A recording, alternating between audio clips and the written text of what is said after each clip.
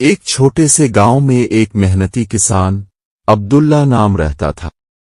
عبداللہ سادہ اور ایماندار انسان تھا۔ اس کے پاس ایک چھوٹا سا کھیت تھا جہاں وہ محنت سے کام کرتا تھا اور اپنی گزر بسر کے لیے اناج آگاتا تھا۔ عبداللہ کے پڑوس میں ایک بارہ شخص رہتا تھا جس کا نام فرید تھا۔ فرید کو عبداللہ کی ایمانداری اور محنت سے جلن ہوتی تھی۔ وہ ہمیشہ عبداللہ کو نقصان پہنچانے کے بہانے ڈھونڈتا رہتا تھا۔ کبھی وہ عبداللہ کے کھیت کی باڑ کو توڑ دیتا، کبھی اس کے کھیت میں جانور چھوڑ دیتا تاکہ اس کی فصل خراب ہو جائے۔ عبداللہ ہر بار فرید کی شرارتوں کو نظر انداز کر دیتا اور اسے سمجھاتا کہ اللہ سب کچھ دیکھتا ہے، انسان کو دوسرے انسان کے ساتھ برا نہیں کرنا چاہیے، مگر فرید اپنی حرکتوں سے باز نہ آتا۔ ایک دن فرید نے عبداللہ کی فصل کو نقصان پہنچانے کا ایک بڑا منصوبہ بنایا۔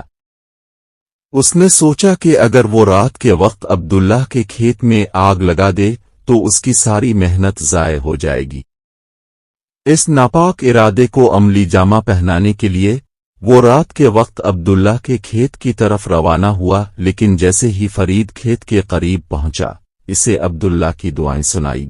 عبداللہ اپنے کھیت کے کونے میں بیٹھا، ہاتھ الفاٹے کر اللہ سے دعا کر رہا تھا، اے میرے پروردگار، میری محنت کو قبول فرما اور مجھے اپنے سہارے پر رکھ، میری فصل کو نقصان سے بچا اور میرے دشمنوں کو ہدایت دے۔ فرید نے جب عبداللہ کی دعا سنی تو اس کے دل پر ایک عجیب سا اثر ہوا۔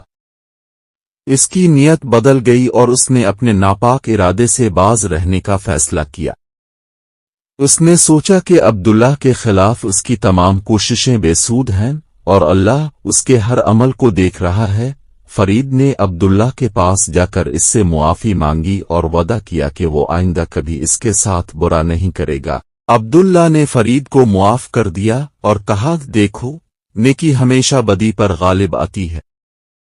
اللہ سے ڈرنے والے انسان کو کوئی نقصان نہیں پہنچا سکتا۔ فرید نے عبداللہ کی بات کو دل سے تسلیم کیا اور وہ دن اس کی زندگی کا ایک نیا آغاز بن گیا۔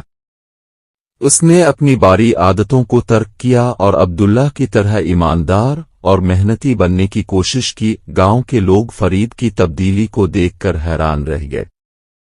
اب وہ عبداللہ کا بہترین دوست بن چکا تھا اور دونوں مل کر گاؤں کی بھلائی کے لیے کام کرنے لگے۔